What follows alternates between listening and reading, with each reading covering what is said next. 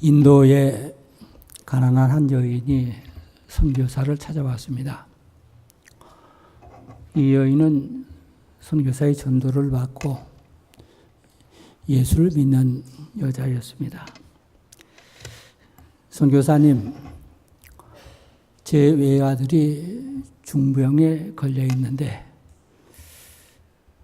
기도해 주셔서 낫게 해주세요. 진심으로 부탁을 드립니다. 선교사는 대답합니다. 힘을 다해서 시간마다 하나님 앞에 간절히 기도하겠습니다. 이 여인은 이 말을 듣고 너무도 고마워서 선교사님의 기도가 응답돼서 제 아들이 병이 나오면은 저희 집에서 지금까지 대대로 물려받은 귀중한 반지 하나가 있는데 이 반지를 교회에다 바치겠습니다. 얼마 후에 이 여인이 이 반지를 가지고 선교사를 찾아왔습니다. 선교사가 너무도 기뻐서 드디어 아드님이 병에 나으셨군요 라고 큰 소리로 말했습니다. 이 여인이 조용히 말합니다. 아니요, 내 아들은 죽었습니다. 어떻게 해서 이 귀한 반지를 가지고 오셨습니까? 라고 말하니까 이 여인이 하는 말이 하나님의 크신 은혜를 제가 깨닫고 그 은혜를 받았기 때문에 약속대로 하나님 앞에 바칩니다. 사실은 제 아들은 어려서부터 부모의 말도 안 듣고 선생님 말도 안 듣고 그 어느 누구의 말도 안 듣고 망나니로 자랐는데 못된 짓을 너무도 많이 했습니다. 그래서 사실은 병도 그렇게 얻게 된 것이고요. 그런데 그 병을 얻게 된 후에 예수를 믿고 예수를 영접하고 하나님의 자녀가 되어서 얼마 살다가 하나님 앞에 간 것이 너무도 감사합니다. 그러면서 이 여인이 말합니다. 정말 못된 아들이 진정한 내 아들이 되었고 사람다운 사람이 되고 하나님의 자녀가 되는 것은 하나님의 크신 역사가 아니면은 될 수 없다라고 하는 것을 제가 깨달았기 때문에 하나님의 은혜가 너무도 감사해서 드립니다. 여러분 무엇을 생각하십니까? 하나님의 은혜가 무엇이라고 생각하십니까? 하나님의 사랑 또는 복 받기를 원하는데 과연 복이 무엇입니까? 병 낫는 것만 은혜고 올바로 죽는 것은 더 큰 은혜가 아니겠습니까? 오스카 와일드가 쓴 우화적인 단편 소설이 있습니다. 여기에 나오는 이야기는 작가가 상상력으로 쓴 것입니다. 예수님께서 많은 병자를 고치시고 그 나은 병자들이 어떻게 살아가는가를 작가의 상상력으로 소설화한 것입니다. 예수님께서 어느 날 예루살렘 거리를 지나가시는데 피투성이가 되도록 싸우는 사람을 만난 것입니다. 가까이서 보니까 작년에 예수님께서 소경된 자를 눈을 뜨게 한 사람이었습니다. 그래서 예수님께서 이 사람아, 작년에 내가 자네의 눈을 뜨게 해주시지 않았는가? 어떻게 해서 이렇게 깡패가 됐는가? 하니까 이 사람이 하는 말이 예수님 죄송합니다. 처음에 제가 눈을 떴을 때는 너무도 좋았습니다. 정말 천국같이 너무도 좋았습니다. 그런데 눈을 뜨고는 보지 말아야 될 것들이 너무 많이 보였습니다. 그리고 더 내게 고통스러운 것은 내가 소경되었을 때는 손만 벌리면은 이 사람한테 한 푼, 두 푼 받아서 먹고 살았는데 눈을 뜨니까 돈 벌기가 그렇게 쉽지가 않았습니다. 생존 경쟁. 그리고 가만히 있는 사람 건드리고 시비를 걸고 물어뜯고 짓밟히는 것. 도저히 당할 수는 없어서 내가 여기에 대응하다 보니까는 이제는 내가 깡패가 되고 말았습니다. 여러분 어떻게 생각하십니까? 내가 눈을 떴다고 그리고 내가 안진뱅이가 되었는데 예수님께서 나를 걷게 해주셨다라고 그 감격으로 일평생 살 수 있다라고 여러분들 생각하십니까? 오늘날에도 이 병만 낫게 해주시면은 나의 소원이 한 가지만 하나님께서 들어주시면은 내가 일평생 감사하고 선한 일만 하고 살겠습니다. 라고 하는 사람이 있지 않는가. 그런 생각을 합니다. 그러나 실상은 그렇지 않다라고 하는 사실입니다. 그것이 성경에도 증명되어 있고 현실에도 증명되는 것 같습니다. 여러분, 우리가 받은 예수님의 궁극적인 은혜가 무엇이라고 생각하십니까? 그리스도인이 받은 궁극적인 은혜는 예수께서 지신 십자가의 은혜입니다. 종합적으로 말하면 그렇습니다. 뭐 여러 가지가 많죠. 나를 위해 죽으신 십자가, 나의 죄값으로 죽으신 십자가, 그 십자가로 나를 살리셨고 나에게 영원한 축복을 주셨습니다. 그러므로 십자가의 은혜를 깨닫는 자만이 진심으로 회개한 사람입니다. 그리고 죄 용서함 받은 사람이고 거듭나고 중생한 하나님의 자녀가 되는 것입니다. 지금도 예수 그리스도의 십자가를 바라보고 나를 위해서 죽으신 십자가라고 믿어질 때, 나를 위해서 죽으신 십자가라고 믿어질 때 십자가의 은혜로 일평생 감사하며 살게 될 것입니다. 그렇지 않고는 되지 않습니다. 오늘 본문을 기록한 사도 요한, 예수님의 제자로서 유일하게 예수님께서 십자가를 지실 때 처음부터 끝까지 십자가를 지켜본 제자인 것입니다. 오늘 본문의 14절 말씀 우리가 다시 한번 보시기 바랍니다. 말씀이 육신이 되어 우리 가운데 거하심에 우리가 그의 영광을 보니 아버지의 독생자의 영광이요 은혜와 진리가 충만하더라. 말씀이 육신이 되어 우리 가운데 거하셨다. 구약에서는 우리가 아는 바대로 하나님께서 인간에게는 볼 수 없는 분으로 나타나셨습니다. 다만 말씀으로, 음성으로 모세야 모세야 부르시고는 십계명의 말씀, 율법의 말씀을 주셨습니다. 아브라함도 마찬가지죠. 아브라함아 아브라함아 부르시고 내 본토 친초 아비 집을 떠나라. 그리고 내가 지시한 땅으로 가라 말씀하시던 그 하나님께서 신약에 와서는 그 말씀이 육신이 되어 사람으로 오신 예수님, 즉 임마누엘 되시기에 오셔서 오신 예수님, 우리와 함께 계시기 위해서 오신 예수님, 보이는 하나님으로 오신 예수 그리스도를 사도 요한이 바라볼 때 은혜와 진리가 충만하더라 라고 감격하고 고백하고 찬양하는 말씀인 것입니다.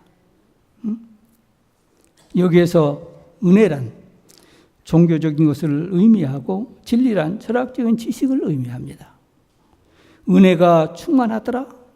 이 말씀은 인간의 갈급함, 공허함, 빈곤, 굶주림, 강박한 마음, 이 빈약한 인간의 마음을 하나님의 사랑과 하나님의 평강과 하나님의 기쁨과 하나님의 부유하심과 그 행복감을 가득 채우러 오신 분이라고 하는 것을 의미하는 것입니다. 그렇습니다. 예수님께서는 요한복음 10장 10절에서 일찍 이렇게 말씀하십니다.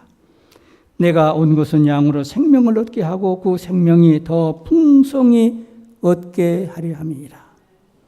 더 풍성하게 얻게 하기 위해서 내가 왔다. 그리고 진리가 충만하더라.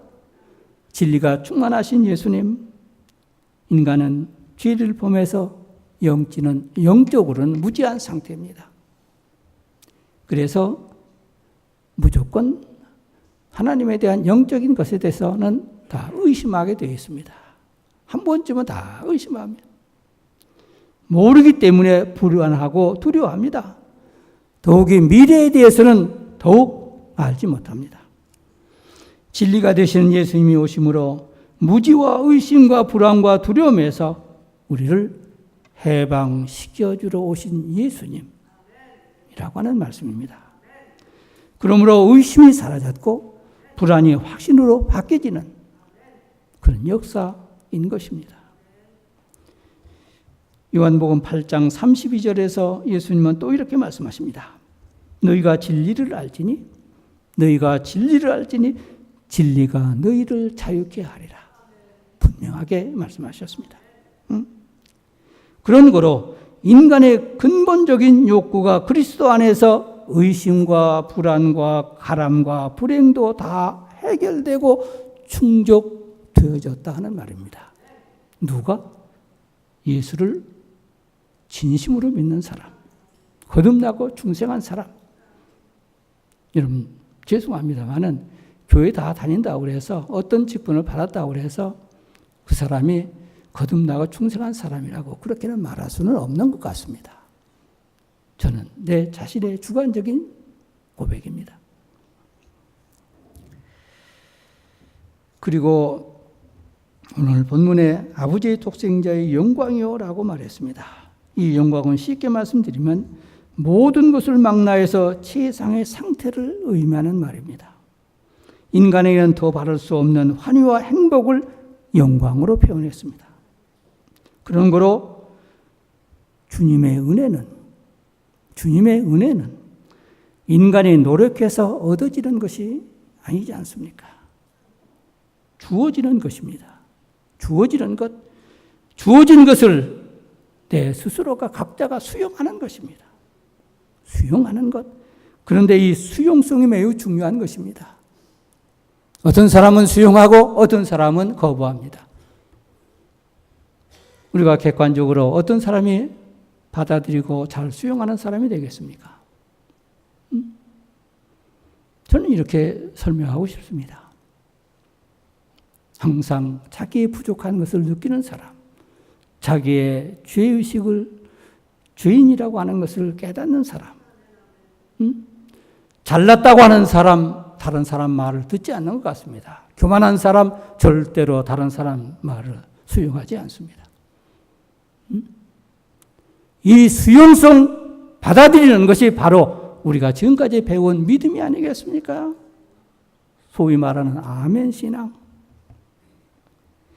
예수 그리스도를 믿음으로 벌써 은혜 안에 내가 살고 있다라고 하는 사실입니다. 이걸 아느냐 모르냐의 차이가 있을 뿐입니다. 종교교육자 마틴 루터의 한 일화가 있습니다. 루터가 청년 시절에 갈등과 깊은 고민에 빠져 있었습니다. 나는 그리스도인에서 얼마나 의미 있는 삶을 살고 있는가? 내가 이렇게 살아도 그리스도인인가? 라고 하는 고민이었습니다. 정말 청년 루터다운 실전적 고민이라고 생각합니다. 그렇죠? 그리스도인으로서 한 번쯤은 이런 고민이 갈등이 있어야 되지 않겠습니까? 바로 그때 들려오는 한 음성이 있었는데 너는 그래서 예민한 세례를 받았다라고 하는 그 음성이었습니다. 생각해 보니 태어나자마자 유아 세례를 받아서 이미 나도 모르는 사이에 그리스도인이 된 것입니다. 그런 거로 내가 그리스도인이 됐느냐 안 됐느냐 이것이 문제가 아니었습니다. 벌써 나도 모르게 그리스도인이 되어버렸습니다. 의미 있는 삶을 살 때는 그리스도인이요 의미가 없는 삶을 살 때는 그리스도가 아니다 라고 하는 것이 아니다는 말입니다. 나의 상황과는 관계없이 벌써 그리스도인이 되었고 지금도 주님의 은혜 안에 살고 있다고 하는 것을 루터가 깨달은 것입니다. 다시 말씀드립니다. 루터가 죄를 지을 때는 그리스도인이 아니고 주님의 은혜가 떠나는 것이고 루터가 선을 해가면 예수님의 은혜가 임한다라고 하는 것이 아니란 말입니다. 루터의 상황과는 관계없이 루터에게 주님의 은혜가 항상 임하고 있다라고 하는 것을 루터가 깨달은 것입니다. 여러분, 우리들도 마찬가지 아니겠습니까? 여러분도 이 사실을 경험하고 믿으십니까? 루터가 한평생 살다가 하나님의 부르심 앞에 임종할 때 유명한 말을 남깁니다. 숨을 몰아쉬면서 우리는 거지였다. 나는 거지다. 이것이 진리다. 이 간단한 말을 하고서 그의 생애를 마감합니다. 나는 거지다. 거지? 얻어먹는 신세가 거지인 것 같습니다. 아무것도 없는 사람이 거지인 것 같습니다. 나의 의지, 나의 수고로 산 것이 아니라 전부 다 하나님의 도우심으로 하나님의 은혜로 지금까지 내가 살아왔다라고 하는 표현이었습니다. 저는 이 루터의 말을 처음에는 이해하지 못했습니다. 나는 거지다. 무슨 뜻입니까? 모든 것이 역사 안에 내가 있고 모든 사람이 다 있다는 말입니다. 이걸 그리스도인이 믿지 못하면 그리스도인이 아니죠. 하나님의 도우심으로 하나님의 경륜 안에서 주님의 은혜로 내가 있다라고 하는 뜻이 아니겠습니까? 전에도 있었고 지금도 있었고 앞으로도 그렇게 있을 것입니다. 내가 잘났든지 선을 행하든지 기도를 많이 했든지 그것과는 관계없습니다. 인생을 좀 살다 보면은 죄송합니다. 제가 나이가 많이 먹었다라고 한 말은 아닙니다. 내가 한 것은 별로 없는 것 같습니다. 여러분의 뜻대로 얼마나 되셨습니까? 50을 살든지 40을 살든지 60을 살든지 지금까지 살아온 과거를 생각해 볼 때 여러분들의 뜻대로 여러분들의 노력대로 여러분들이 성취한 것이 얼마나 됐다라고 자신합니까? 저는 내 뜻대로 내 계획대로 된 것이 하나도 없습니다. 죄송합니다. 내 노력대로 된 것도 없는 것 같습니다. 보이지 않는 절대자께서 나를 여기까지 인도하시고 계시다고 한 사실을 저는 증명하고 간증하고 분명하게 말씀드릴 수 있습니다. 내가 무엇을 했다고 해도 그것도 깊이 생각해 보면은 하나님의 은혜로 된 것이 아니겠습니까? 오늘 주일 예배당에 오셨습니다. 걸어 오셨든지 차를 타고 오셨든지 예배드리러 오셨습니다. 나의 의지로 내 노력으로 오셨다라고 생각하십니까? 여러분들에게 질문을 드립니다. 예배당에 오시고 싶어도 오지 못하는 사람이 있습니까? 없습니까? 생각이 외로 많이 있는 것 같습니다. 아파서 병원에 입원하면 병원에 있든지 어디에 있든지 아프면 나오고 싶어도 예배당에 나올 수 없잖아요. 나오고 싶어도 나오지 못하잖아요. 불의한 사고가 있으면 나오고 싶어도 나오지 못하잖아요. 천재지변 나오고 싶어도 나오지 못하잖아요. 극단적으로 내가 죽으면 나오지 못하잖아요. 인간의 의지만으로 되는 것이 아니다라고 하는 것 아니겠습니까? 인간의 노력으로만은 되는 게 아니다라고 하는 것이 아니겠습니까? 그런 거 지금 예배당에 오셨다라고 하는 이 사실도 보이지 않는 절대자 하나님에 의해서 은혜 안에서 내가 여기 온 것이라고 그렇게 믿어지지는 않습니까? 그렇게 믿고 살아가지 않습니까? 이런 신앙 고백이 없이는 진정한 산 믿음이 될 수가 없습니다. 이 사실을 아는 것이 그리스도의 은혜 안에 있는 것이고 이것이 믿음의 생활이며 감사의 생활이고 주님과 함께 동행하는 삶이 될 것입니다. 2주 전에 대구지방교육자 수련회가 제주도에 있어서 참석하게 되었습니다. 제주도에서 목회하시는 50대 목사님이 간증을 듣게 되었습니다. 이 목사님이 처음에 목회를 할 때에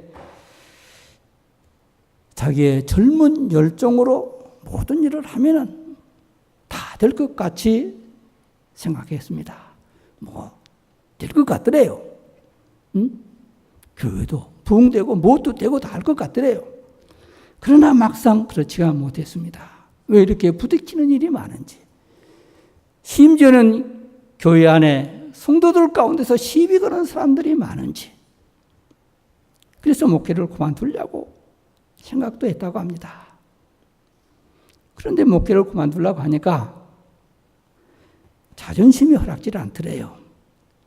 내가 여기서 밀리면 영영 실패자가 되고 내가 여기서 밀리면 실패하면 인생 낙오자가 되지 않겠는가.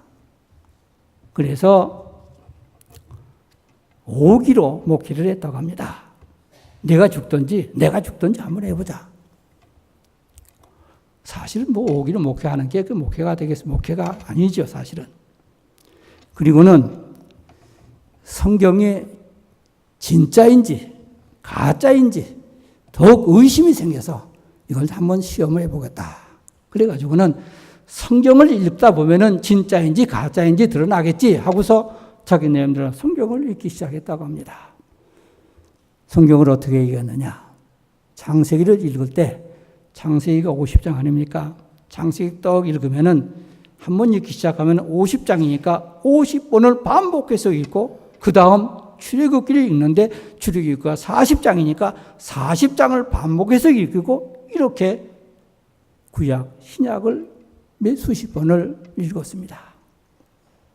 그러는 중에 똑똑한 하나님의 음성을 듣게 된 것입니다. 갈라디아서 3장 1절 이하에 나오는 말씀입니다. 어리석도다 갈라디아 사람들아 너희가 성령으로 시작하여 육체로 마치려느냐. 이 말씀이 생생하게 들렸다고 합니다. 그런데 자기에게 들리는 것은 어리석도다 갈라디아 사람이 아니라 어리석도다 김아무개야. 자기 이름이 생생하게 들리면서 어리석도다 김아무개야. 네가 성령으로 시작해서 육체로 마치려고 하느냐. 여기에서 그는 두 손을 번쩍 들고 무릎을 꿇고 하나님 앞에 회개했다고 합니다. 나의 교만. 어리석도다 아무개야. 성령으로 시작했다가 육체로 마치려느냐. 무슨 말씀입니까? 김아무개라고 하는 목사가 제일 처음에 예수 믿을 때 성령께서 역사하셔서 예수를 주로 고백하고 예수를 영접해서 예수 믿은 게 아니겠습니까? 그가 알든지 모르든지. 그가 신학교에 갈 때도 성령으로 시작해서 그가 알든지 모르든지 신학교에 갔을 거 아니겠습니까? 목회를 시작할 때도 그가 알든지 모르든지 하나님께서 주도적으로 역사하셔서 목회를 시작하는 것이 아니겠습니까? 시작은 성령으로 시작했는데 주님의 은혜로 주님의 역사로 주님의 주도적인 역사로 시작했는데 과정이 잘못됐다 그 말입니다. 과정이 육체로 마치겠느냐? 나의 의지로 나의 노력으로 나의 열정으로 세상적인 야망으로 죄송합니다. 요즘은 이게 교회 안에서 일하는 사람들 가운데 보면은 이게 순수하지 못한 면들이 있지 않는가? 이게 무슨 세상적인 무슨 출세야요? 무슨 야망으로 무슨 일하고 목회하는 사람이 있지 않는가? 이렇게 목회했다 하는 것입니다. 그러므로 그는 신정으로 하나님 앞에 회개했습니다.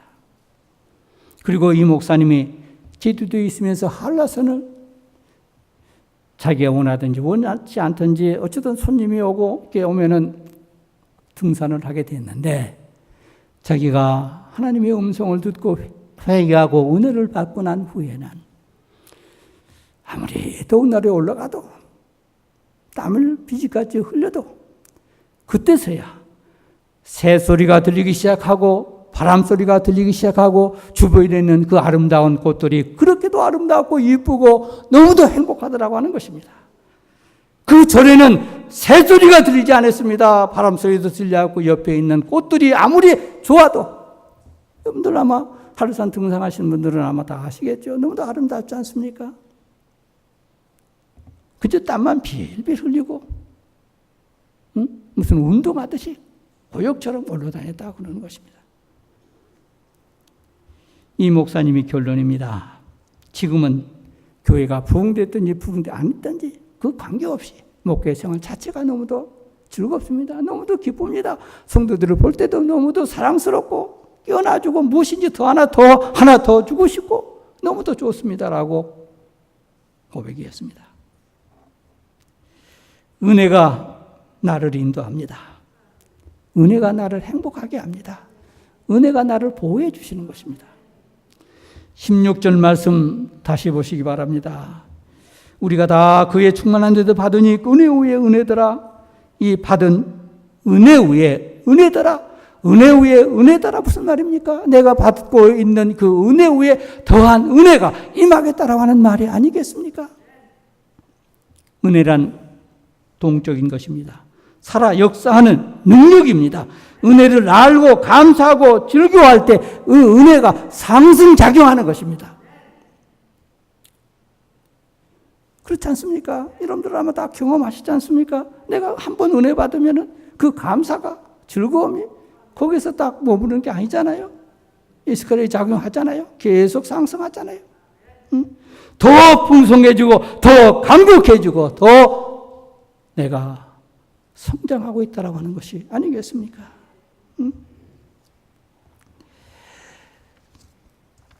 사랑하는 여러분, 하나님의 사랑과 은혜로 살지 않는 사람은 어떤 경우에도 한 사람도 없습니다.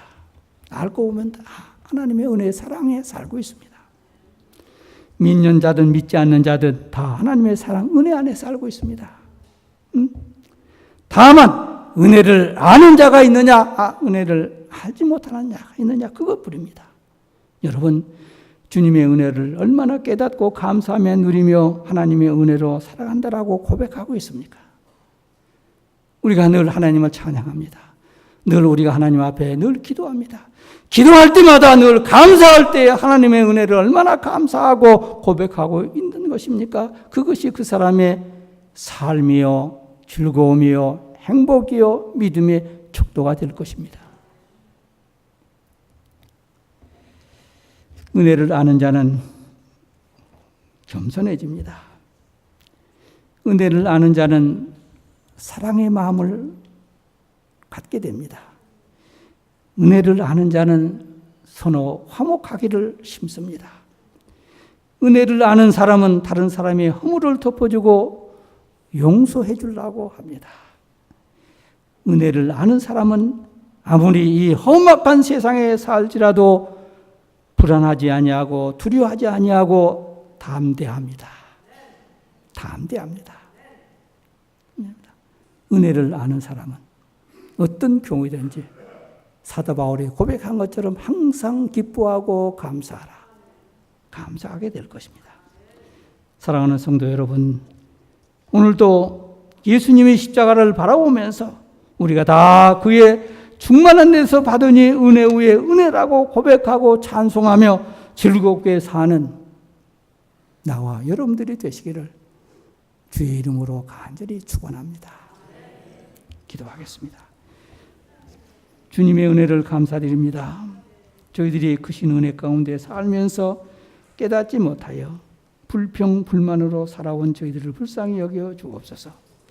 주님이 이 땅에 오셔서 저희들이 필요한 모든 은혜를 주셨습니다.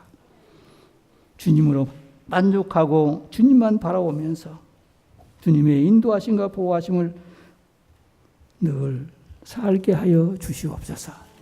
예수님의 이름으로